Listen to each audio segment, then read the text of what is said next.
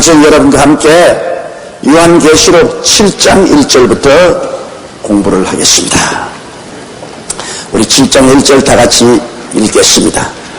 이 일 후에 내가 네 천사가 땅 네 모퉁이에 쓴 것을 보니 땅의 사방의 바람을 붙잡아 바람으로 하여금 땅에나 바다에나 각종 나무에 불지 못하게 하더라.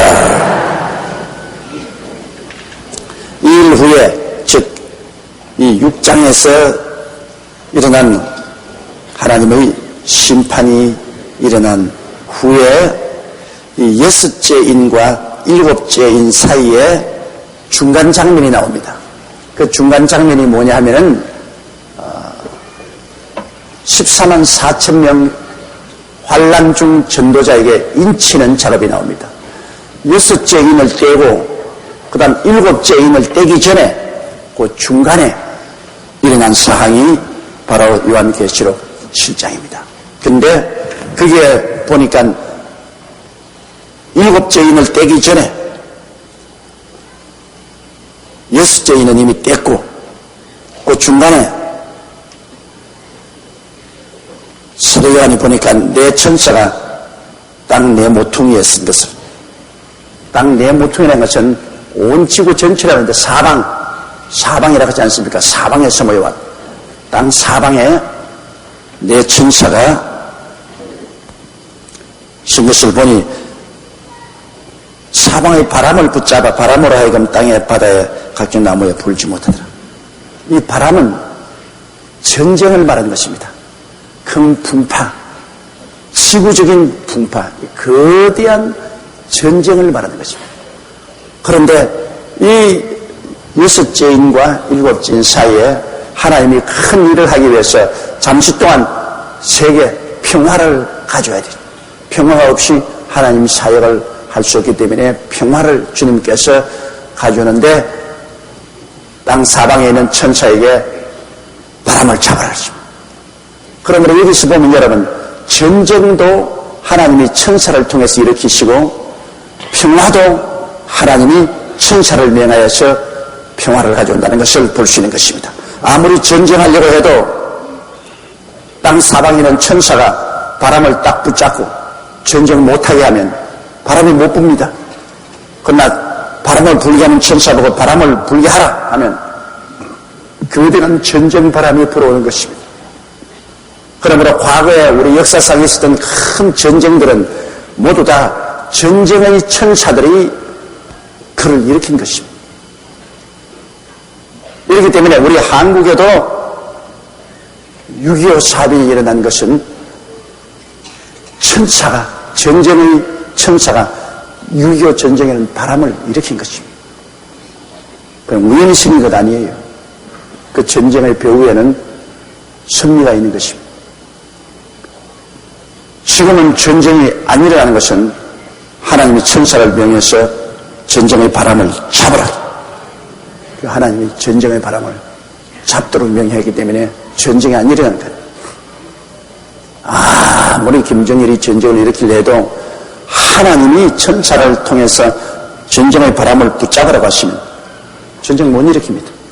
그러나 일단 전쟁을 하는 천사에게 나가서 싸우게 하라면 전쟁이 일어나는 것입니다. 그렇기 때문에 우리 한국이 전쟁을 하고 안 하고는 우리 한국 국민들이 얼마나 회개하고 하나님을 섬기느냐 섬기느냐 그게 달린 것입니다.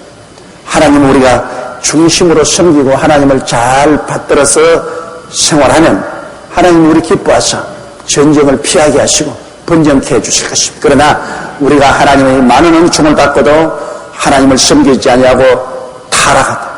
이스라엘 백성들은 우상과 사신 섬기고 세상의 육신의 정욕과 안목의 정욕과 일생의 자랑을 따라 부패하고 부정하고 쓰러진 삶을 살면 하나님께서 천사를 명하여 바람을 불게 하라.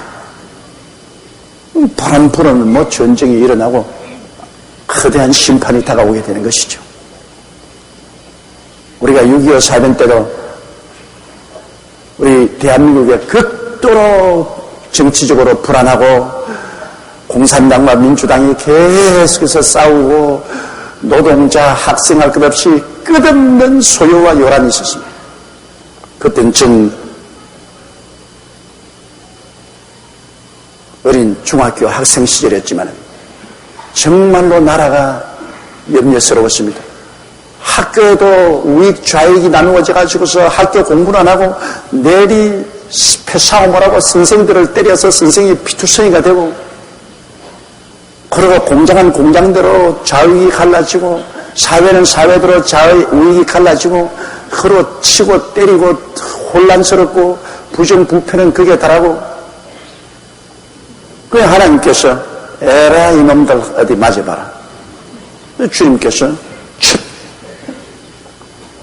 그리고 또한 일정 30년 동안에 교회가 타락해가지고서 일본 태양신과 타협을 하고 우상숭배를 했습니다. 그때는 우리 장로교회가 대표적인 교회였는데 장로교 총회에서 우상숭배하기로 결의하고 이 십자가 위에 일본 신의 신상을 거기에 붙였습니다. 그러니 그 모욕이 어마어마하지, 그런 교회에 하나님의 성령이 머물러 있을 수가 있겠어요?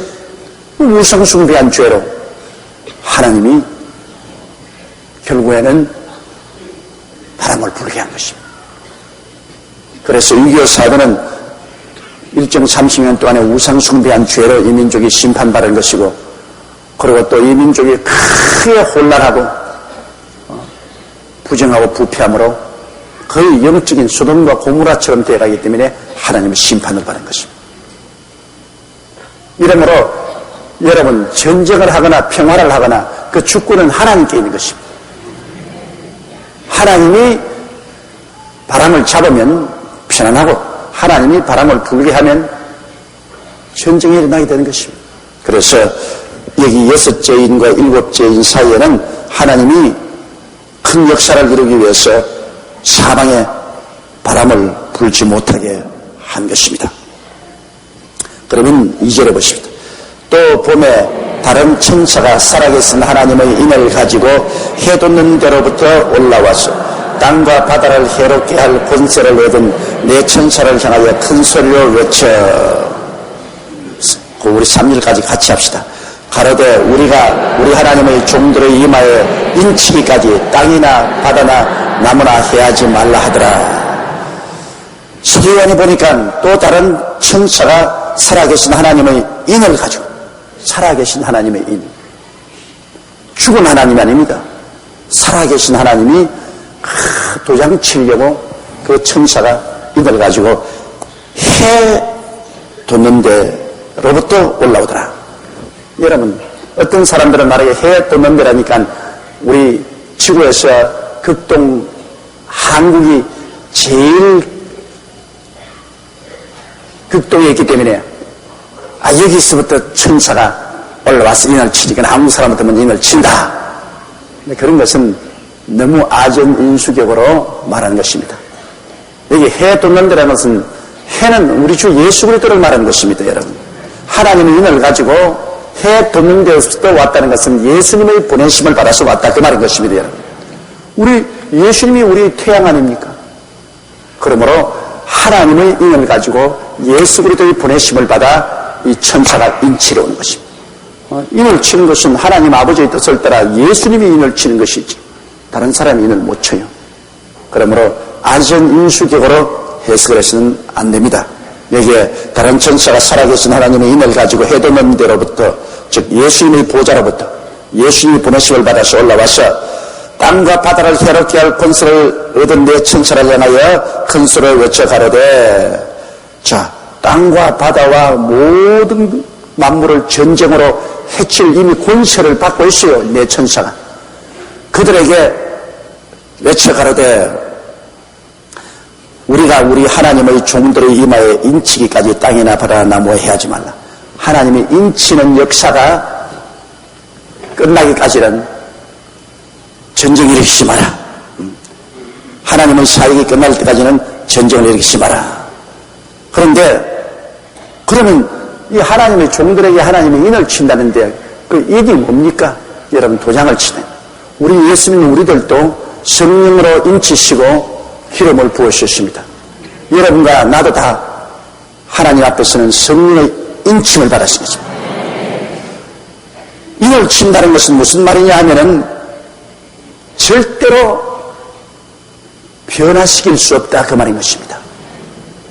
아무도 그것을 변화시키지 못한다. 예수님의 무덤을 빌라도가 군병을 보내서 인을 쳤습니다. 그 무덤은 아무도 무덤 문을 열 수 없다 그 말인 것입니다. 인을 치면 내용을 절대로 변화시키지 못한다. 그 다음 또 인을 치는 것은 소유권을 표시합니다. 도장 탁 찍으면 이건 내 거다 말이에요. 도장 쳐서 내 소유를 삼는다. 우리 토지나 집이나 뭐 상거래할 때 우리가 돈 주고 도장 찍지 않습니까? 인감도장 탁 찍으면 내게 되는 것입니다. 그러므로 소유권을 표시하는 것입니다. 그리고 또 도장을 딱 찍는 것은 이건 진짜라는 것을 표시합니다. 금상 인삼, 가짜 인삼이 아니고 진짜 인삼. 딱 인삼 공사에서 도장을 탁 찍어요. 진짜 인삼이에요. 요새는 가짜들도 도장을 하도 많이 새겨서 찍기 때문에 어느 게 진짜인지 모르겠지만은 그러나 진짜를 증명하기 위해서 도장을 찍는다. 이거는 진짜 보증한다. 내용이 진실한 것을 말하는 것입니다. 그러므로 여러분 오늘날 하나님의 성도들에게도 하나님이 인치시고 성령을 주었는데 그 인을 쳤다는 것은 뭐냐면 이것은 진짜다. 가짜가 아니고 진짜 하나님의 백성이다. 그리고 이것은 내 거다. 하나님이 이건 내 소유물이다. 그리고 마귀가 와서 절대로 이 사람 변화시키지 못한다. 손대지 마라. 그런 하나님의 선언인 것입니다. 우리가 진실로 중생하고 성령의 인치심을 받으면 여러분 우리는 하나님의 소유가 되고 진실한 성도가 되고 마귀가 감히 와서 손대지 못합니다. 너희를 내게 주시는 만유보다 크심에 나의 손에서 빼앗을 자가 없다고 주님 말씀하신 대로 그러므로 우리 예수 믿고 성령의 인치심을 받아 중생하면은 여러분 마귀가 와서 쉽게 우리 타락시키지 못합니다. 그만큼 하나님께서는 여러분과 나에게 인을 치시고 이것은 하나님의 소유요 하나님이 절대로 보호를 하고 계시고 그리고 이건 진실한 것이다. 이것을 증명하는 것입니다. 그런데 이 하나님께서 직접 소유하고 하나님께서 직접 보호하는 의미가 깊은 이 도장을 찍으러 하나님 보호자로부터 천사가 예수 그리스도의 보내심을 받아서 이 땅에 오셨습니다. 이건 환란 전 3년 반 동안입니다. 환란이 첫째 임을 떼기부터 시작해서 지금 전 3년 반 동안 여기 인을 치기 위해서 천사가 왔습니다. 그러면 누가 이 인을 맞을까요? 우리가 보십시다. 4절에요. 내가 입맞은 자의 수를 들으니 이스라엘 자손의 각 지파 중에서 입맞은 자들이 14만 4천이더라. 전 3년 반 동안에 이스라엘 자손들에게 인을 치는데 그 입맞은 자의 수를 보니까 14만 4천이더라. 여러분 이 14만 4천 문제는 참으로 골치 아픈 문제입니다. 우리가 신학교 다닐 때는 박태선 전도자가 일어나가지고서 소사에다가 천연왕국 세웠다가 또 하나는 뜻이 인천 가는 부평인가 거기에 천연왕국 세웠다가 그 다음 또 소사로 옮겼어요. 그러면서 하는 말이 14만 4천 명만 천당에 간다. 그 14만 4천 명은 박태선 씨를 따라오는 사람만 14만 4천이다. 그래가지고서 그 유혹된 사람들이 집 다 팔고 가족들 다 데리고 그 천연성으로 들어갔는데요. 그때도 내가 가만히 생각할 때 참 기가 막힌 일입니다. 왜냐하면 하나님이 그리스도를 보내사 십자가에 몸짓고 피 흘려 죽으시다 부활하신 지 2000년인데 2000년 동안 복음 전가한 것 다 주님께서 취소하시고 이제 와서 박태선을 통해서 14만 4천 년만 천당으로 들어간다면 무슨 장사를 그렇게 미친 장사를 해요? 하나님이 아무리 장사를 못하시더라도 2000년 동안 한 장사는 다 던져버리고 새로 14만 4천 명만 데리고 천당을 이루한다면 어떻게 합니까? 제가 신학교 다닐 때 기숙사가 있어, 방에서 하루는 강의 들어 나가니까 막 우는 소리가 들려요. 거기 보니까 그 기숙사에 우리 동창이 있는데 황주에서 그 남편이 올라왔어요. 근데 천연성에 들어간 부인을 불러내서 그 기숙사에서 만나서 서로 이야기를 하는데 울고 하기에 난 수업 시간에 가다가 말고 구멍을 뚫어가 이렇게 보고 이렇게 들었어요. 그러니까 그 남편이면 여보, 당신만 구원받으면 어떻게 하냐? 자, 밥 달라고 우는 애들을 버려두고 당신만 천연성에 간다고 올라가면 우리는 어떻게 하나? 나도 직장에 다니는데 되는 직장 다 버리고 천연성으로 돌아오라 하는데 내가 어떻게 천연성으로 들어갈 수 있냐? 당신이 너무나 가혹하지 않느냐? 지금 젖먹이 어린애가 있지 총총이 애들 다 있는데 엄마 보고 싶어서 울고 있고 밥 지어줘야 되고 돌봐주고 나는 직장에 나가야 되고 이런데 그래 당신만 천 나가겠다고 우리는 다 지옥으로 던지겠냐? 그러지 말고 당신 교회 나가는 건 내가 못 가란 말 안 하니까 교회는 나가되 집으로 오라 이렇게. 그 부인 말이 나는 남편도 없고 자식도 없다. 나는 박태선 씨 따라가야 내 영혼이 살기 때문에 내 영혼이 살기 위해서는 나는 남편도 자식도 헌신자까지 버린다. 남편이 꿇어 앉아 손을 비면서 와달라고 눈물을 흘리는데요. 그 여자 얼굴이 새파랗게 되어서 어마어마하게 자기 주장만 하고 안 들어주는 걸 보고 그때 내가 가슴속에 나는 그때 총각대였는데 와, 여자 무섭구나. 여자가 무섭구나. 여자 잘못 만났다가는 박살나겠구나. 어떻게 남편 버려주고 젖먹이로부터 시작해서 총총이는 애들 다 버려주고 자기 영혼만 살겠다고 천연성으로 들어갑니까?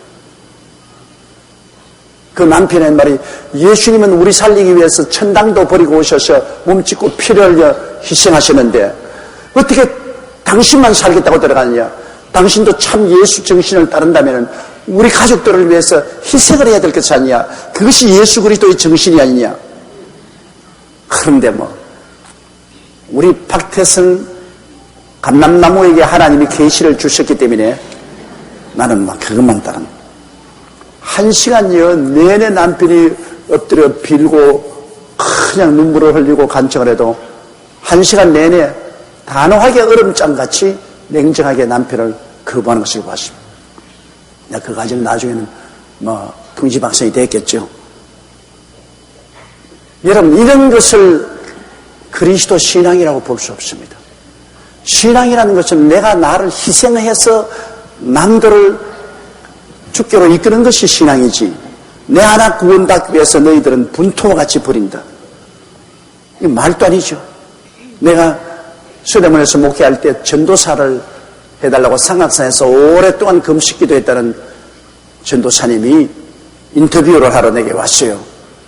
근데 기도도 굉장히 하고 40일 금식기도도 여러 번 했다는데 그래서 내가 물었습니다. 아니 전사님 가족은 어떻게 됩니까? 부인하고 자녀들은? 그러니까 아내도 있고 자식도 있죠. 그러면 어디에 있습니까?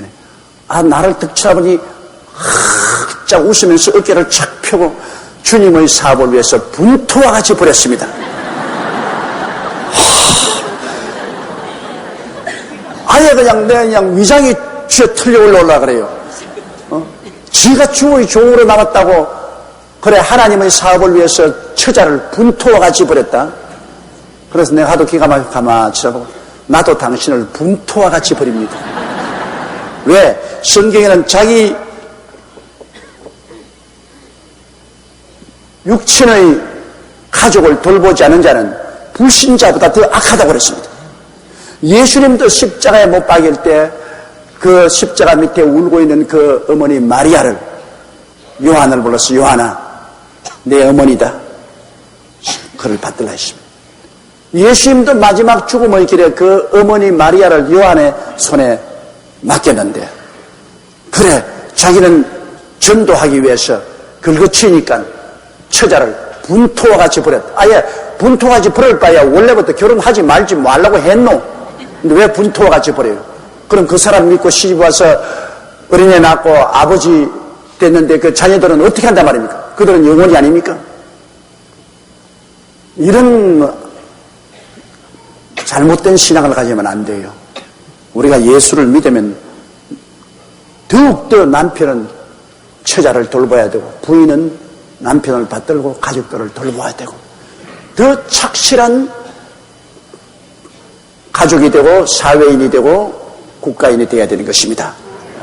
자기만 살기 위해서 남의 권리는 짓밟아버리고 남의 생명은 짓밟아버린다는 것은 말도 아니에요. 최근에도 내가 어떤 분 한번 만났는데 그분 하는 말이, 아이고 예수 믿는 쟁이들 아이고 몸소리 난다. 왜 그러니까 예수쟁이들 얼마나 서로 흉보고 질투하고 시기하고 물고 찌는지, 이건 안 믿는 사람보다 훨씬 더 못났다. 그분 교회 나가다가 그만두었다 그래서 내가 예수 믿고 다시 돌아오니까 군민을 하니까 말도 마십시오. 안 믿는 사회에 나가면 그래도 서로 위로하고 격려하고 이렇게 도와주고 하는 일이 많은데, 교회 가면 얼마나 시기가 많고 질투가 많고, 교인들끼리 한번 싸움이 붙으면 절대로 화해도 하지 아니하고 끝까지 네 죽기 아니면 내 죽기로 그냥 달라들고, 이게 무슨 교회입니까? 나는 그 말에 가슴이 성질납니다. 왜? 그 말이 사실 상당히 맞거든. 내가 목회를 해보면 예수 믿고 나온 성도들이 안 믿는 사람들보다 더 상대를 비난하고 공격하고 헐뜯는 것을 봅니다. 성경에는 사랑은 허다한 허물을 덮는다고 말했고, 성경은 남을 나보다 낫게 얘기라고 말했는데, 남 낫게 얘기하나 남을 그냥 확 해가지고서 발바닥으로 확 밟아버려야 속이 시원해. 그리고 남의 허물을 덮어주는 것이 아니라 다 기다렸다가 요거만 허물만 있으면 막 깔치는 거예요. 전부 닭신자야, 닭신자. 제가 옛날에 시골에서 우리 아버님이 농장에서 닭을 많이 키웠는데, 닭 중에 몸에 상처가 하나 입으면요, 모든 닭이 와서 그걸 다 쪼자요. 창자가 나올 때까지 쪼아요. 같은 닭인데 몸에 상처가 입히면 고쳐줘야 될 거 아닙니까? 근데 와가 참 쫓고 또 쫓고 해서 나오면 창자가 나와가 죽어요. 오늘날 닭신자가 얼마나 많습니까? 교회 와가지고서 교회 와서 뭐 잘못한지 좀 죄를 든지 못났든지 하면 덮어주고 살려줘야 될 거 아닙니까? 찍고 또 찍고 또 찍고 창자가 나오도록 치지. 웃을 일이 아닙니다, 여러분. 우리 예수 믿는 사람들이 참으로 빛과 소금이 되기 위해서는 우리 교회 자체 내에서부터 변화가 일어나야 돼요. 서로 용서하고 사랑하고 감사줄 줄 알아야 돼요. 용서하고 사랑하고 감사주는 그런 따뜻한 분위기가 되어야 세상에 상처 입은 사람들이 들어오지. 세상에 상처 입은 사람들이 들어와 보니 세상보다 더 못하더라. 더 용서하지 아니하고 더 냉정하고 더 싸납고 더 비평하고 더 싸우더라. 이거 굉장한 수치가 되는 것입니다. 여러분, 우리는 예수 그리스도를 믿고 구원을 받았으면 최선을 다하여 용서와 화해와 사랑을 할 줄 알아야 되는 것입니다. 용서와 사랑과 화해, 그리고 약한 자를 살려주고 도와주는 이러한 일을 교회가 해야 되는 것입니다. 교회가 이기주의자가 되어서는 절대로 안 돼요. 주님께서는 말세 깨어있으라 그랬습니다. 너희는 깨어있으라. 아, 나 깨어있어요. 여러분 깨어있는지 안 깨어있는지 내가 말할 테니까 한번 들어보세요. 죽은 자는 심장도 안 뛰고 숨도 안 쉬고 오장육부가 다 중지하고 피가 안 도니까 썩어버리죠. 죽은 자입니다. 그런데 잠자는 자는 잠자는 자는 심장도 뛰고 숨도 쉬고 오장육부 사지백체가 살아있지만은, 그러나 잠자는 동안에는 자기를 위해서만 있습니다. 심장도 자기 생명을 위해서 뛰고 숨도 자기 살기 위해서 숨쉬고 오장육부와 사지백체가 살아있는 것도 자기만 위해서 살아있습니다. 자기만 위해서 살아있죠. 그게 잠자는 것입니다. 잠잘 때는 자기만 위해서. 잠에서 깨어나면 어떻게 합니까? 자기만 위해서 하지 않습니다. 부인이 일어나면 남편 위해서 아침 식사 준비하고 애들 식사 준비해서 학교 갈 준비시키고 집안 소지하고 남을 위해서 봉사를 합니다. 깨어나면. 남편도 일어나면은 아침에 출근해 나가서 일해서 돈 벌어서 처자를 먹여 살리고 애들 교육을 시킬 그런 일을 합니다. 잘 때는 자기만 위해서 있죠. 심장이 뛰고 숨을 쉬는 것도 자기만 위해서 심장이 뛰고 쉬었지만, 깨어있는 사람은 자기만 위해서 하지 않습니다. 수족을 놀려서 이웃을 위해서 일하는 것입니다. 그러면 잠든 교회는 어떤 교회냐? 내 교회만, 우리 교회, 우리 성가대, 우리 구역, 우리 지역, 우리 교회 학교, 우리 청소년, 우리만 위해서 자기만 위해서 존재하는 사람은, 교회는 그건 잠든 교회입니다. 깨어있는 교회는 봉사하는 교회, 깨어있는 교회는 나가서 개척하고 선교사를 보내고 사회에 소외되고 병들고 어려움을 당한 사람에게 도움을 베풀고 대외적으로 봉사하고 선교하는 이러한 교회는 깨어있는 교회예요. 내 교회만 위해서 일하는 것은 잠든 교회입니다. 그러면 잠든 신자는 어떤 신자입니까? 내 주일 성수주일하고 내 11조 드리고 구역 예배 출석하고 내 성경 읽고 내 기도하고 내 신앙만 지킨다. 내 신앙만 지킨다. 나는 다른 일 안 한다. 그건 뭐냐? 잠든 교회입니다. 잠든 교회. 내 신앙만 지키고 나를 위해서만 존재하는 것은 완전히 잠이 들었어요. 잠든 사람만 모든 오장육부 사지백체가 자기만 위해서 있는 것입니다. 그러나 깨어있는 신자는 그렇지 않습니다. 깨어있는 신자는 남에게 봉사합니다. 깨어있는 신자는 이웃에 가서 예수 믿으라고 전도하고 다른 사람 위해서 기도해주고 교회에 와서도 우리 남녀 선교회 여러분처럼 저렇게 자기를 위해서 아니라 교회를 위해서 섬기고 봉사하고 이 추운 겨울날 저 바깥 길거리에 나가서 이렇게 안내하고 깨어있는 사람입니다. 이런 사람들은 잠자는 사람 아니에요. 여러분이 그냥 교회에 와서 말씀만 듣고 기도나 하고 내 신앙만 지키면 된다. 그리고 집으로 돌아가고 그건 보고 주님께서 잠든 신자라고 합니다. 그건 자기만 위해서 있으니까요. 주님께서 말세에 깨어있으라 그랬습니다. 깨어있으라. 그것은 남에게 끊임없이 전도하고 헌신하고 봉사하는 일을 해야 깨어있습니다. 혼자 그냥 가만히 믿는 것은 잠든 것입니다. 잠잘 때 보십시오. 지 혼자만 잠자지 다른 사람하고 함께 잠잡니까? 잠잘 때는 자기 혼자만 잠자. 깨어있을 때는 자기 혼자 있어서 다른 사람하고 이야기하고 대화하고 붙들고 도와주고 도움받고 서로 이렇게 하지 않습니까? 오늘날 큰 문제가 교회가 살았다 하나 잠자고 있고 성도들이 믿는다 하나 잠들어 있습니다. 이 잠에서 깨어나야 돼. 예수님 오시기 전에 주님께서 깨어있어라. 주께서 어느 시 어느 때 오시든지 알지 못한다 이런데 깨어있기 위해서는 전도하고 봉사하는 일을 해야 돼요. 그렇게 해서 교회가 전도하고 봉사하고 성도 개인이 끊임없이 전도하고 봉사하면 깨어있지. 여러분 1년 내내 이웃에 한 번도 전도하는 사람 많죠? 깊은 잠에 들어있어요. 자기 혼자 잘 믿는다. 그것은 죽지는 않았어요. 구원은 받았으나 잠들은 사람입니다. 그러나 한 사람이라도 전도한 사람은 깨어있는 사람인 것입니다. 깨어있는 사람이 주님 재림할 때 주님을 만나지 잠든 사람이 주님을 만나겠다고 말하지 않았습니다. 그러므로 주님께서 깨어있어라 깨어있어라 깨어있어라. 여기 와 계신 여러분 중에도 대다수가 자고 있어요. 왜? 나홀로 구역장 얼마나 많습니까? 좋다고 혼자서 자고 있어요.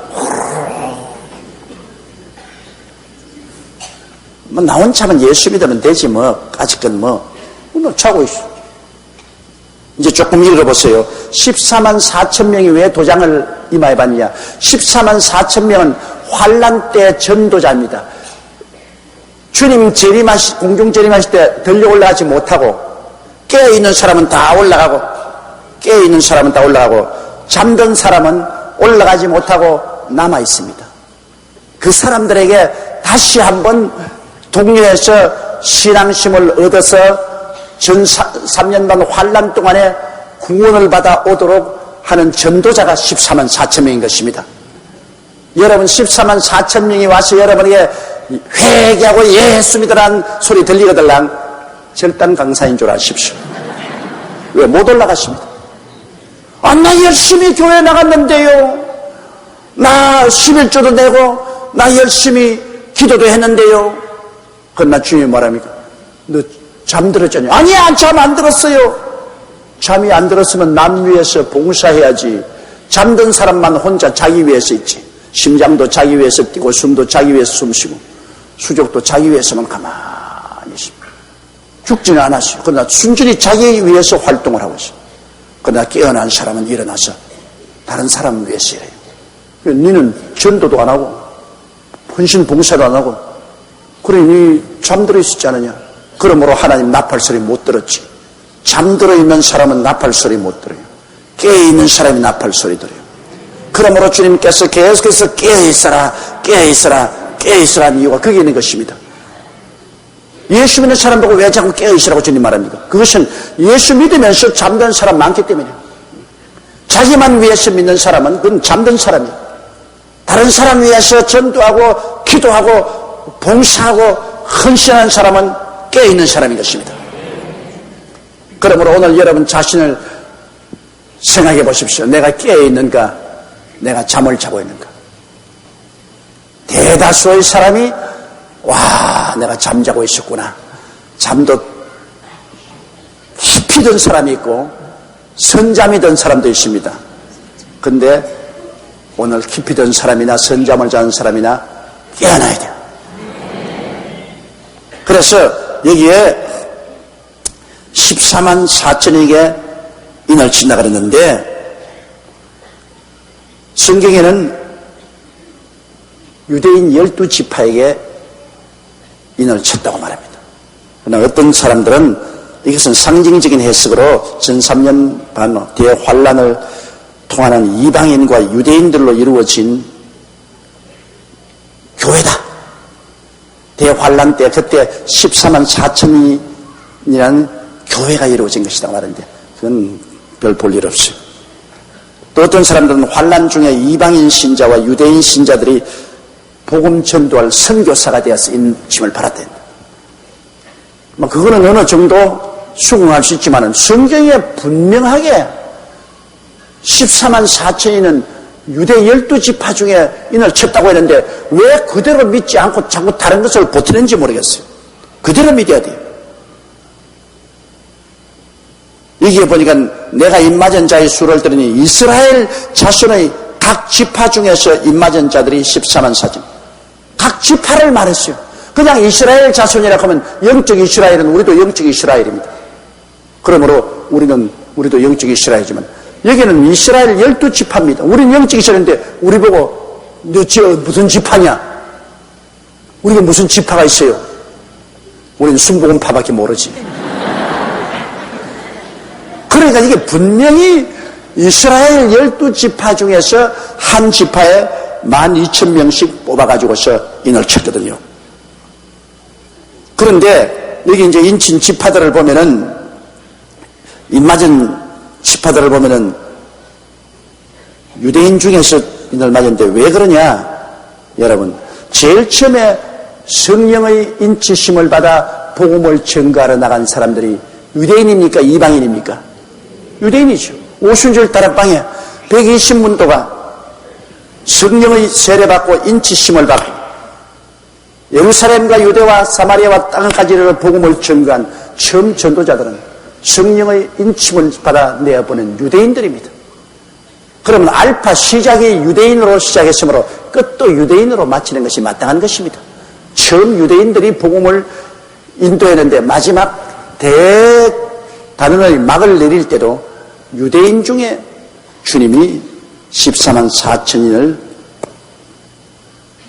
빼서 복음 전도자로 만드신 것입니다. 그러므로 그 지파 이름까지 여기에 분명히 있지 않습니까? 그런데 14만 4천이라는 것이 자기 스스로가 예수 믿은 것이 아니고 하나님께서 택했습니까? 엘리야가 뭐라고 말했습니까? 하나님이여, 아합이 모든 선지자를 다 죽이고 나 혼자 남았습니다. 그러니까 아니야, 바알에게 무릎을 꿇지 않은 7,000명을 내가 남겨놓았다고 그러셨습니다. 이 7,000명이라는 것은 자기가 믿은 것이 아니라 하나님의 은혜로서 하나님이 붙잡아준 것입니다. 지금 여러분과 내가 예수 믿은 것도 우리 힘으로 믿은 것 아니에요. 하나님의 은혜가 와서 우리를 택해 주시기 때문에. 성경에 예수께서 아버지께서 내게 오게 하지 않으시면 내게 올 자가 없다고 말하셨습니다. 바울 선생은 말하기를 만세전에 그리스도 예수 안에서 하나님의 택정함을 받아 예수 그리스도의 자녀로 구원을 받았다고 말하셨습니다. 그러므로 여러분, 우리가 구원받은 것도 만세 전에 이미 하나님께서 우리를 아시는 거로 우리를 그리스도 예수 안에서 선택해서 불러주셨기 때문에 구원받은 거예요. 우리가 뭐 잘나서 구원받은 거 아닙니다. 그러면 하나님이 선택해서 우리 전도할 필요 없지 않느냐? 그렇지 않습니다. 하나님은 자기의 선택한 백성을 우리의 전도를 통해서 선택하는 것입니다. 그럼 우리가 열심히 전도해야지. 누가 선택받는지 우리는 모릅니다. 그러므로 우리가 많은 사람에게 전도하되, 그러나 전도받는다고 다 구원받잖아요. 그 중에 선택받은 사람은 목자의 음성을 압니다.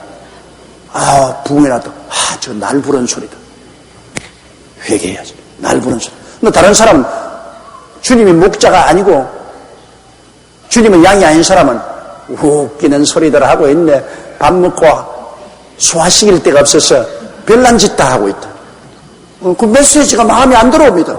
목자의 부르심이 마음에 안 들어와요. 그거는 하나님의 양이 아니기 때문에 하나님의 부르신 음성이 들리지 않습니다. 하나님의 양은 하나님 부르심을 듣습니다. 여러분, 중동에 가면 목자들이 양을 치는데요, 이 우물물이 하나 있으면 한 그룹의 목자가 한 100마리의 양을 끌고 옵니다. 물을 먹입니다. 또 한 사람의 목자가 한 50마리의 양을 또 그 물을 먹입니다. 한 사람이 한 200마리의 양을 끌고 와서 뭐 양이 다 섞였어요. 올망졸망한 양들이 함께 다 섞였으니, 야, 절단이다. 이제 얼마 안 있으면 새 목자가 치고받고 야날 것이다. 이게 내 양이다, 이게 너 양이다, 싸울 것이다. 그러니까 A, B, C라는 목자가 와서 온 양들이 막 물 마신다고 다 섞여버렸으니 이거 어떻게 찾아요? 그런데 A라는 사람이, 목자들이 이렇게 앉아서 서로 이야기하다가 이제 또 도로 물 다 마셨으니 갈 때가 되면 A라는 사람이 나가면서 오호, 그러면 A라는 양에 속한 양은 그 많은 물에서 다 따라 나와요. 자기 목자의 음성을 하니까. 그럼 B라는 목자가 또 와가지고 삐리리 삐리리 삐리리 그러면 또 다 B 목자는 양은 또 그리 다 따라가요. 자기 양은 자기 목자의 음성을 아는 것입니다. 그 안 따라오는 것은 자기 목자가 아니기 때문에 안 따라오는 것입니다.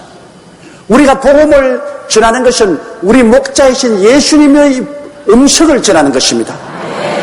우리 목자이신 예수님의 음성이 들릴 때 내 가슴에 울려옵니다. 날 보고 부르는 소리다. 그건 주님의 양이기 때문에 그렇습니다. 아무리 전도해도 뭐 마이동풍이에요. 그 마음에 아무런 부름이 없어. 그거는 주님의 양이 아니기 때문인 것입니다. 택함을 받지 못하기 때문에. 오늘 여러분 이 자리에 와서 계신 여러분, 또는 이 텔레비전을 통해서 같이 예배드린 여러분, 여러분은 주님 앞에 오늘 나와서 앉아있는 이유는 여러분이 주님의 양이기 때문에 주님의 음성을 듣고 이렇게 따라 나와 있는 거예요. 그 여러분이 잘나서 나와 있는 건 아닙니다. 주님이 음성이 와서 여러분을 땡겼는데 여러분은 만세전에 주님의 양으로 택정을 받았기 때문에 여러분은 그 음성에 따라서 온 것이요. 그럼 우리가 전도하는 것은 나가서 주님의 음성을 전달해야 온 세계 길을 잃어버리고 있는 사람들에게 주님의 음성을 듣게 해주는 것입니다. 주님의 음성을 들어야 주의 양이 따라 나올 테니까. 만일 주의 음성을 들려주지 못하면 못 따라 나올 거라는 것입니다. 그러니까 우리는 온 천하 만국에 나가서 열심히 예수를 전도합니다. 믿든지 아니 믿든지 전도하면 주님의 양은 그 음성을 듣고 따라 나와요. 그러나 주의 양이 아니면 안 따라 나와요. 그러나 주의 양 중에도 따라 나오면서 졸다가 나중에 7년 환란 전에 못 올라가고 환란 후에 죽도록 고생하고 혹은 순교당하고 올라온 사람도 있겠지만은 그러나 주의 양은 주의 음성을 듣고 따라오는 것입니다. 그러면 이 14만 4천이 더 그러했습니다. 유대인들은 지금 예수 믿지 않잖아요. 옛날에 예수님을 십자가에 못 박은 유대인들은 오늘날에도 이스라엘에 가면은 예수님에 대해서는 아예 그냥 대적적입니다. 정부 차원에서 그들은 예수 그리스도를 완전히 유대교의 이단으로 낙인 찍고 예수 그리스도를 전하지도 못하게 합니다. 제가 유대인의 사회에 들어가서 이스라엘의 지도층 인물들을 많이 만났지만 내가 기도하자 해도 기도하는 거 허락 안 합니다. 그들은 예수 그리스도가 구주인 것을 전혀 인정하지 않습니다. 그러나 해외에 흩어진 유대인들은 많이 주님께 부르심을 받았습니다. 지금 이스라엘 나라는 국가적으로 예수 그리스도를 거역하고 있습니다. 이러므로 14만 4천이라는 것은 주께서 만세전에 이미 정하시고 택한 사람을 성령으로 부르시기 때문에 그들이 따라 나온 것입니다. 그런데 여기에 주님께서 부르실 때 두 지파가 12지파 중에 두 지파가 빠져 있습니다. 단 지파와 에브라임 지파가 빠져 있고 그 대신 레위 지파가 들어가고 므낫세 지파가 들어가 있는데요. 왜 단 지파와 에브라임 지파가 빠졌냐 하면 우리가 성경에 보면 북이스라엘이 여로보암 왕이 금송아지를 만들어 가지고서 단과 에브라임 산지 베델에 세워주고 단 종족과 에브라임 종족들이 전부 다 베델에 와서 금송아지를 섬기게 했습니다. 우상숭배. 그러니까 하나님께서 14만 4천인 전도자의 인을 칠 때 단 지파도 빼버리고 에브라임 지파도 빼버렸습니다. 하나님은 우상숭배를 어마어마하게 미워하십니다. 십계명 중에 내 앞에 다른 신을 두지 마라, 우상에 절하지 마라. 이거는 타협 법이 없습니다. 다른 신에게 절하거나 우상에 절하면 이건 여부 없이 하나님께 버림을 당하는 겁니다. 그러니까 단 지파나 에브라임 지파는 여로보암 왕의 잘못된 지시에 의해서 북이스라엘의 황금 송아지를 섬겼. 그래 하나님께 버림을 받았어요. 그러므로 그 사람들은 14만 4천인 전도자 중에 들어오지 못하고 요셉의 장자인 므낫세하고 그 다음에 레위 지파가 그 대신 들어가서 14만 4천이 됐습니다. 이렇기 때문에 여러분 14만 4천인에 대해서 우리가 잘못 해석하면 안 돼요. 박태성이 따라오면 14만 4천. 더구나 오늘날 여호와의 증인, 여호와의 증인 결사적으로 예수 믿는 사람만 가서 문을 두이잖아요.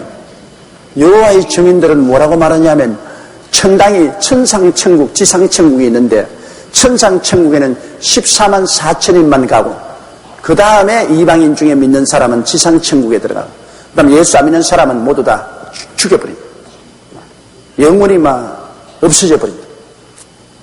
그리고 열심히 여호와의 증인으로 전도한 사람은 그 공로를 인정해서 14만 4천 명은 천상천국에 가고 그렇지 않은 평범하게 믿는 사람은 지상천국에 들어간다.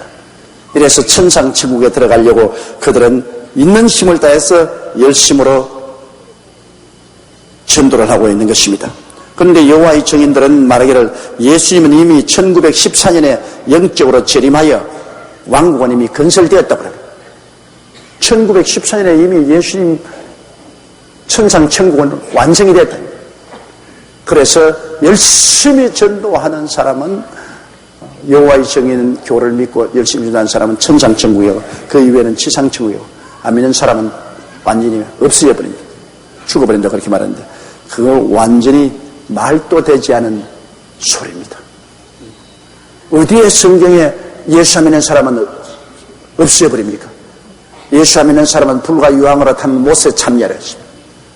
반드시 하나님께서 믿는 자는 영원한 생명의 부활로, 믿지 않는 자는 영원한 심판의 부활로 다시 살아나리라고 말했는데 없으면 말 없습니다. 이런 이단 종파들은 그리스도의 복음을 끝에 가서 비뚤어지게 해석을 하고 있는 것입니다. 자, 그러면 우리 다음 5절 보십시다.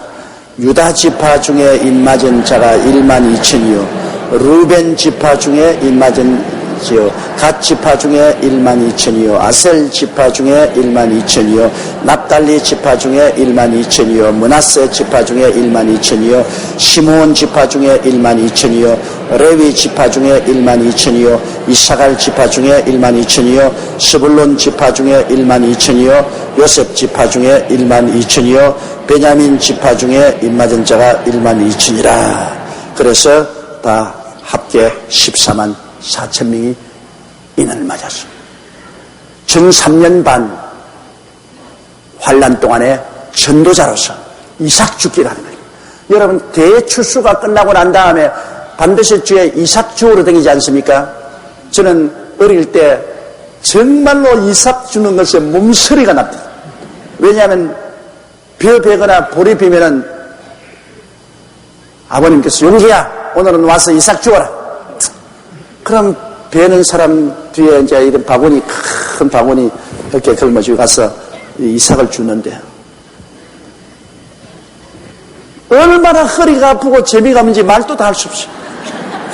가서 이삭 주 허리 아픈데 그런데 이 밀이나 볼이나 벼를 베어놓으면 반드시 많은 이삭들이 떨어져 있어요. 그럼 그 이삭을 주어야 돼요. 이삭이 상당히 많습니다.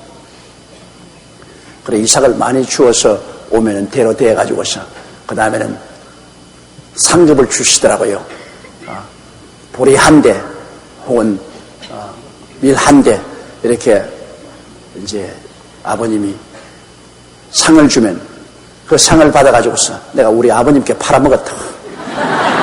다른 사람에게 팔 데가 없잖아요. 그러니까 그 받아가지고서 아버지에게 사주세요. 그러면 이제 아버지가 그 가지고 원전 몇 푼 주면 이제 그걸 가지고서 여사 먹지. 그 이삭 죽기가 있습니다. 그 상당한 많은 양의 곡식을 이삭 죽기로 주울 수가 있습니다. 우리가 성경에 보면 룻기에 보면 룻이 그 시부모 나오미를 섬기기 위해서 밭에 가서 이삭 주는 모습이 나오고 있는 것입니다. 대추수가 공중 재림할 때 부활해서 올라가는 것입니다. 그때는 깨어있는 사람들은 10처녀 중에 5처녀가 다 공중으로 올라가죠. 그 다음에 남은 5처녀, 이것은 이삭 죽기입니다. 이제는 대환란 때 많은 사람이 순교를 당하고 또 적그리스도와 끝까지 대결해서 신앙의 정조를 지킨 사람들이 14만 4천년의 전도에 의해서 이삭 죽기를 해서 천당에 올라가는 것입니다. 근데 대추수 때 올라가야 좋지. 이삭 죽기로 올라가는 건 좋긴 좋지만은 그러나 큰 영광이 없다는 것을 알아야 되는 것입니다. 자, 9절 보십시다. 이 일 후에 내가 보니 각 나라와 족속과 백성과 방언에서 아무라도 능히 설 수 없는 큰 무리가 흰옷을 입고 손에 종려가지를 들고 보좌 앞과 어린 양 앞에 서서 와 14만 4천 명이 그 어려운 때 적그리스도가 통치하는 전 3년 반 동안에 어마어마한 능력으로 나가서 복음을 전도했습니다. 초대교회 여러분 복음을 전도한 사람 사도들이 다 순교를 당했잖아요. 이 14만 4천 순교를 각오하고 나가서 그들은 온 천하에 가서 복음을 전, 온 천하 만국에 나가서 열심으로 복음을 전했는데 그 결과로 그 다음에 보니까 2일 후에 14만 4천명 인마짐을 받고 복음 전도로 나간 이후에 내가 보니 각 나라와 족속과 백석과 방언에서, 이거는 온갖 나라에서, 거기에는 우리 한국도 소개되어 있고 중국과 일본도 다 소속해 있고, 그 나라에서 아무라도 셀 수 없는 큰 무리, 굉장히 많은 이삭 죽기입니다. 여러분 천국 갈 때 10처녀 중에 5처녀만 가고 5처녀 남았지 않습니까? 오늘날 세계 우리 기독교인 수가 20억이라고 합니다. 20억 기독교인 수 중에 공중재림에서 처음 올라갈 사람은 10처녀 중에 5처녀니까 한 10억밖에는 공중에 못 올라간다 그 말인 것입니다. 그럼 10억이 올라가면 그 다음 나머지 10억은 이삭 죽기로 나중에 14만 4천인의 전도를 받아서 깨어서 이삭 죽기로 올라가는 것이니까 그 수가 엄청난 수가 환란 때 올라오는 것입니다. 그렇기 때문에 사람들이 교회가 환란을 통한다고 하는데 그 말도 거짓말이 아니에요. 깨어있는 사람은 환란전에 올라가지만은 잠든 사람은 환란을 통해서 환란 전 3년 반을 통해서 그때야 큰 핍박 중에서 회개하고 깨어나서 그들은 구원을 받게 되는 것이니까 그건 환란을 통한 성도 교회죠. 환란을 통하지 않은 성도가 있고 환란을 통하는 성도가 있는 것입니다. 그래서 여기에 거대한 수가 흰옷을 입었다. 여러분 흰옷을 입었다는 것은 예수의 보혈로 씻음을 받았다 그 말인 것입니다. 예수의 보혈 이외에는 흰옷을 입을 수가 없어요. 14만 4천이 전도하는 복음을 듣고 예수님이 보혈을 입어서 흰옷을 입고 손에 종려가지를 쥐고, 종려가지라는 것은 여러분 승리를 표시하는 것입니다. 즉 그리스도와 싸워서 이겼다. 신앙의 정조를 지켰다.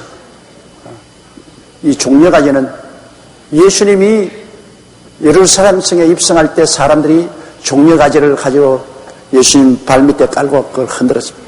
승리의 입성을 말하는 것입니다. 그러므로 종려가지를 손에 들고 승리를 축하하면서 보좌 앞과 어린 양 앞에 서서 있습니다.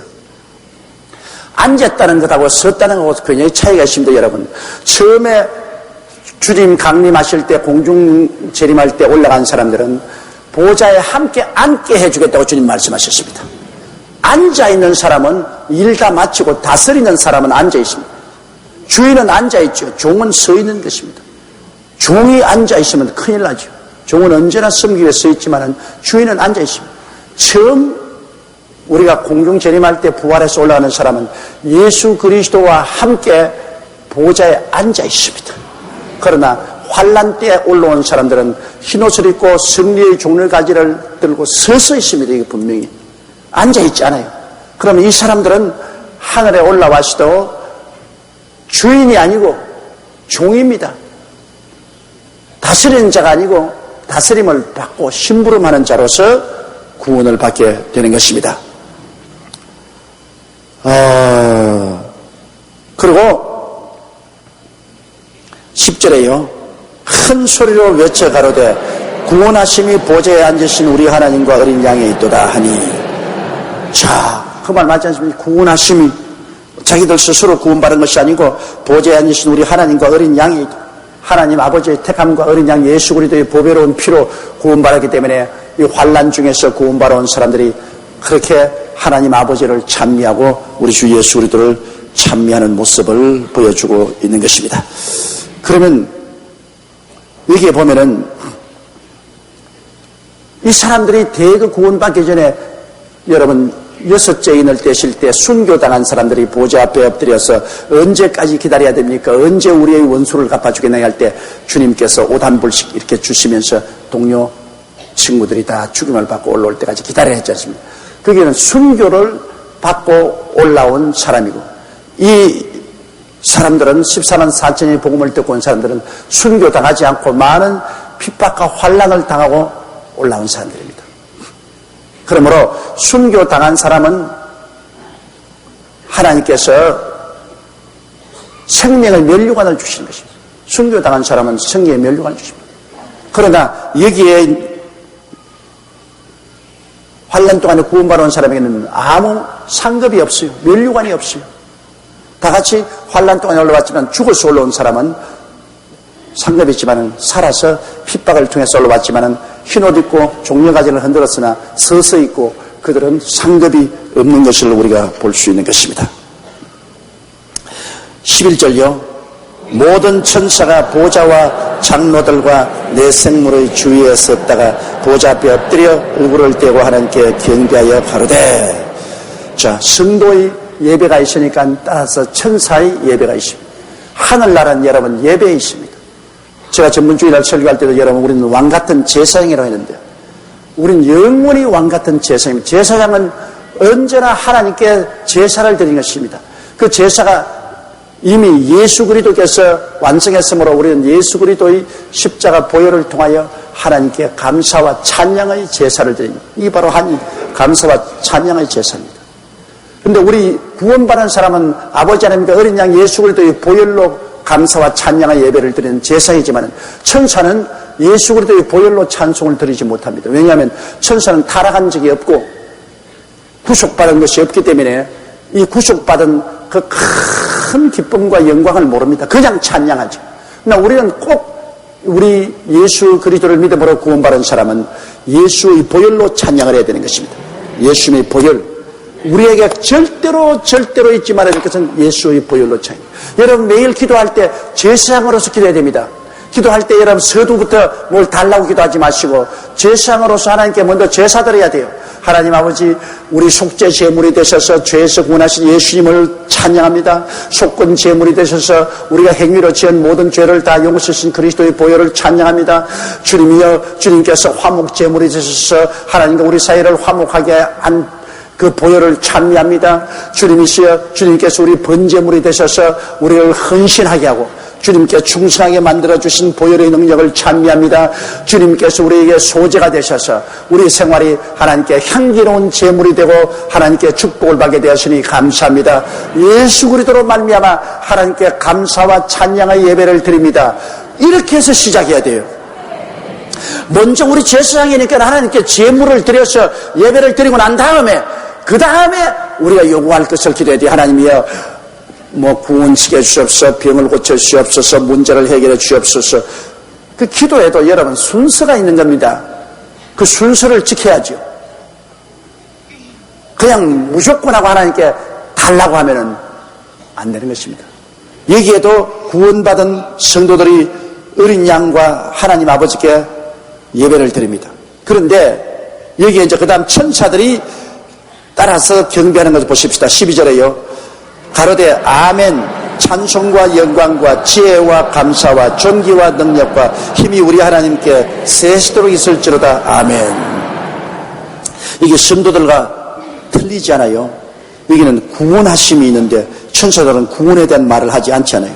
구원하심이 보좌에 앉으신 우리 하나님과 어린 양에게 구원에 대한 찬송을 하는데 구원은 보혈로 말미암아 하는 거 아닙니까? 구원에 대한 찬송하는데 천사는 죄를 지은 적이 없으므로 구원받은 체험이 없기 때문에 구원에 대한 말이 없고 하나님의 능력에 대한 찬송하는 것입니다. 아멘. 찬송과 영광과 지혜와 감사와 존귀와 능력과 힘이 우리 하나님께 세시도록 있을지로다. 그러므로 하나님의 그 은혜와 사랑을 느끼는 점에서 우리는 천사보다 훨씬 앞섭니다. 왜냐? 우리가 죄악 가운데 고통을 당하다가 예수 그리스도의 십자가의 보배로운 피에 의해서 구원받았으므로 그 예수님을 통한 하나님께 대한 감사의 느낌과 감격과 기쁨은 이거 말로 다 할 수 없는데 천사는 그것이 없어요.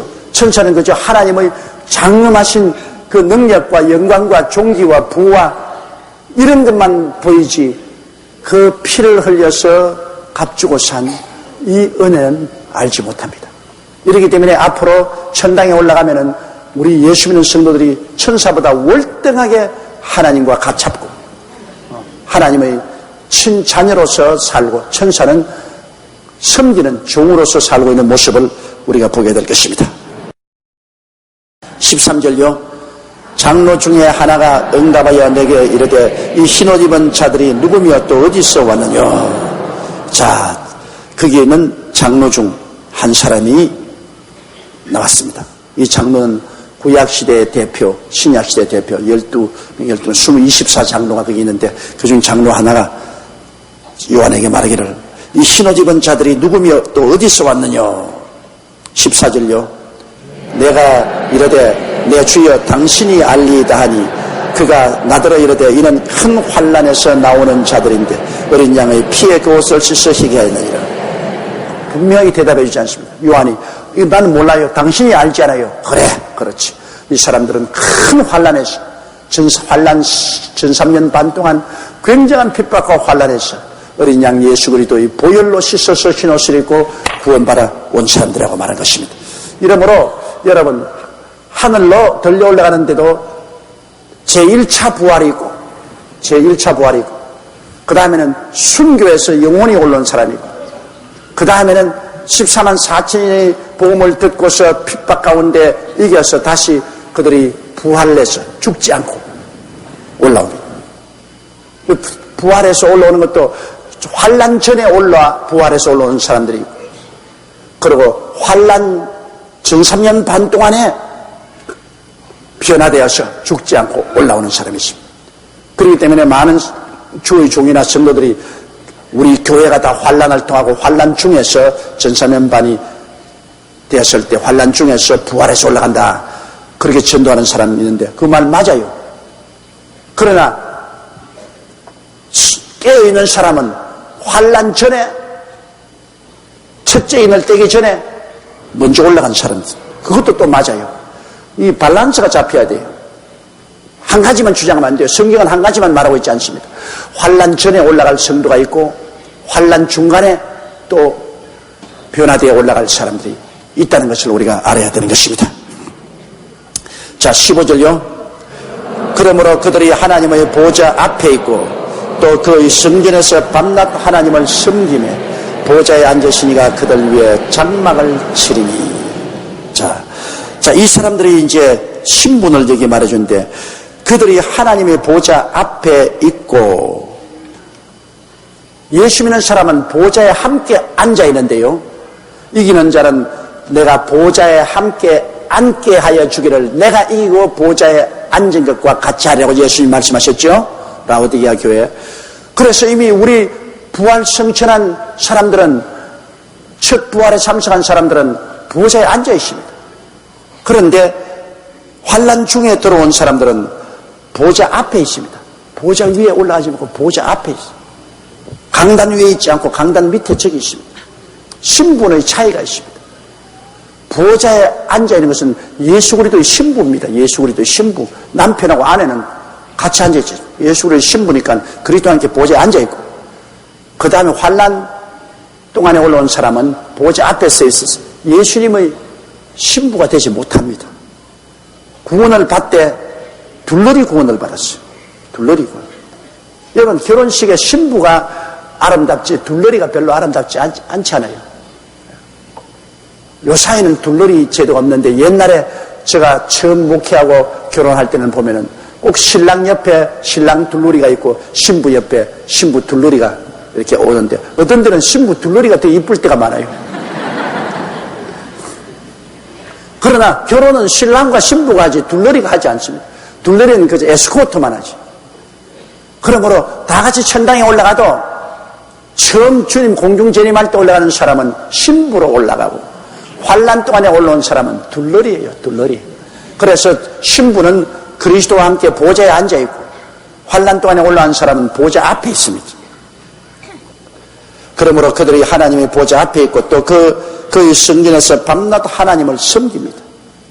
물론 먼저 간 사람도 섬기지만은 그러나 먼저 간 사람은 하나님과 함께 같이 있고 여기 온 사람들은 이제 밤낮으로 하나님 앞에서 하나님을 섬김에 보좌에 앉으시니가 그들 위해 장막을 치니라.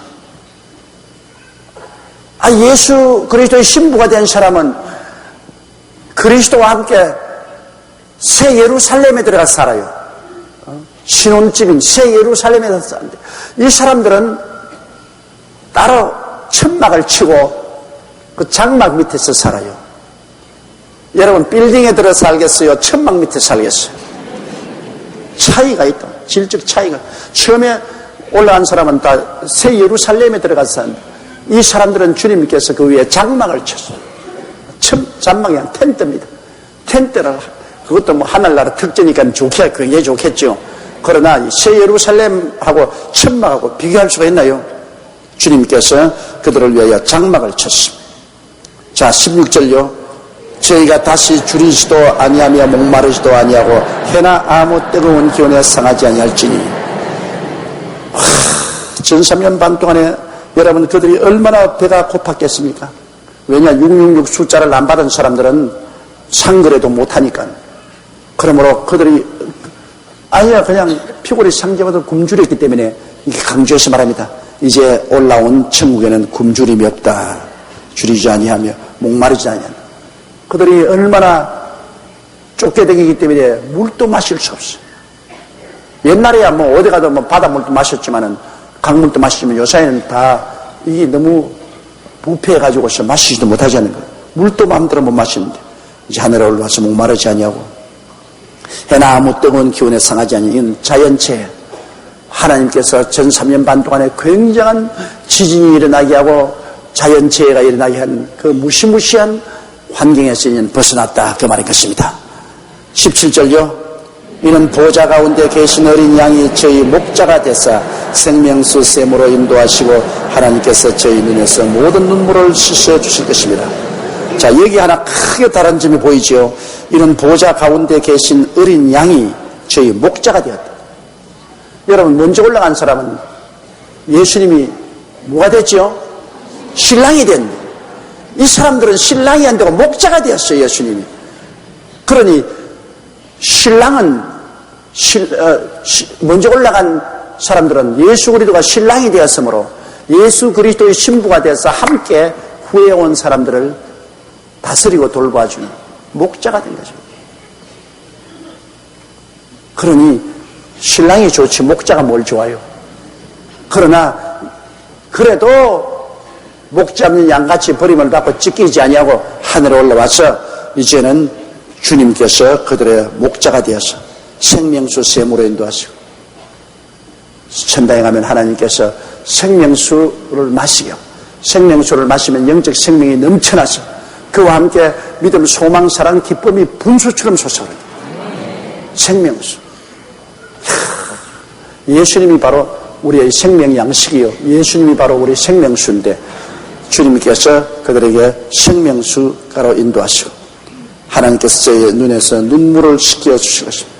눈물이라는 것은 여러분 고통이 있기 때문에 우는 겁니다. 처음에 하나님 아담과 하와를 지었을 때 에덴 동산에 눈물이 없었어요. 그러나 그들이 타락하고 난 다음 왜 눈물이 있었냐? 가인이 아벨을 쳐 죽일 때 형제간에 싸워서 죽였으니 아담과 하와가 그때부터 땅을 치고 통곡하고 울었지 않습니까? 그때로부터 해서 인생 생활에는 언제나 눈물이 있어요. 내가 요사이 들으니까 우리 한국에도 그 특별한 이 회사가 있는데 그게 회사 사람들을 불러가 파견한데 장례집에 울어주는 그 집 아르바이트가 있어요. 울어주는 그 장례집에 가서 요사이 옛날과 달라서 잘 울지 않잖아요. 옛날에는 뭐 대가족 제도로서 할아버지, 할머니, 뭐 아버지, 어머니 뭐 한 집에서 살고 서로 미운 종, 고운 종 다 들고 그리고 대가족적으로 한 집에서 먹고 자고 하니까 끈끈한 정이 들어서 죽으면 미워서 울고 좋아서 울고 슬퍼서 울고 울었어요. 그래서 굉장히 울음소리가 뭐 진동하지요. 그러면 온 동네에서 이야, 저 집에 참 굉장히 효자다 그렇게 하는데 요사이는 울음이 안 나오잖아요. 나는 우리 한국의 탤런트가 기록한 그걸 보니까 자기 남편이 세상을 떴는데 남편 신 앞에 이제 앉아서 아이고 울고 있는데 그 남편 친구들이 다 탤런트들이 와서 그 남편 그 앞에 꽃 주고 절을 하는데 한 사람이 이 무좀이 있어가지고서 엎드려서 절하면서 발이 간지러우니까 발가락을 탁탁탁 움직이거든요. 그 배우가 하는 말이에요. 어찌 무서운지. 근데 남편 시체지고 웃을 수가 없어. 아이고 막 웃어서 막 죽겠는데 막 그 웃음을 갖다가 울음소리로 변화시킨다고 몸부림을 쳤다. 그 자기가 수기에 기록해 놨어요. 그 남편 죽은 시체 주고도 무좀 걸린 사람 발가락 움직이는 바람에 그렇게 웃었다고 그 수기에 말하기를 다시 초상집에 가든 무좀 들린 사람 발가락 좀 움직이지 말라고. 무좀 양말이 따로 있다면서요. 그 무좀 양말을 신고 발가락을 에레 움직이는데 뭐 어찌나 웃었던지 막 혼이 났다. 그러니까 죽은 사람만 슬프지 산 사람은 부인도 그 시체 앞에서 웃었다. 울어주는 직업이 있어서 요사이는 거기 가면 그 사람들은 전문적으로 잘 울어가지고서 하루에 실컷 울어주면 하루에 3만 원도 받고 5만 원도 받고 그럽니다.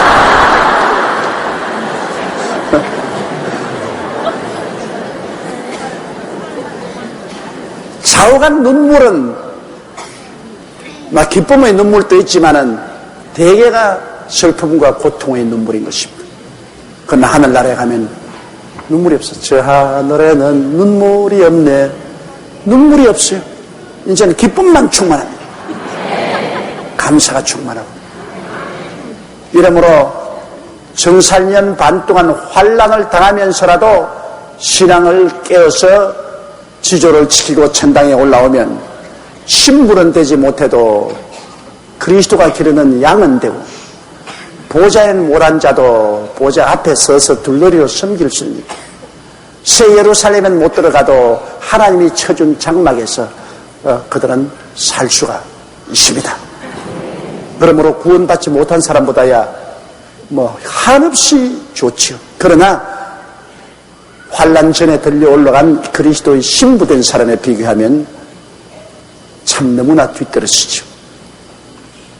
이러므로 여러분은 모두 다 깨어있어서 환난 전에 들려 올라가야 됩니다. 주께서 호령과 천사장의 고함과 하나님의 나팔로 신이 하늘로 쫓아 강림하시느니 주 안에서 죽은 자들이 먼저 일어나고 살아남은 우리들이 다 변화되어 공중으로 올라가서 주와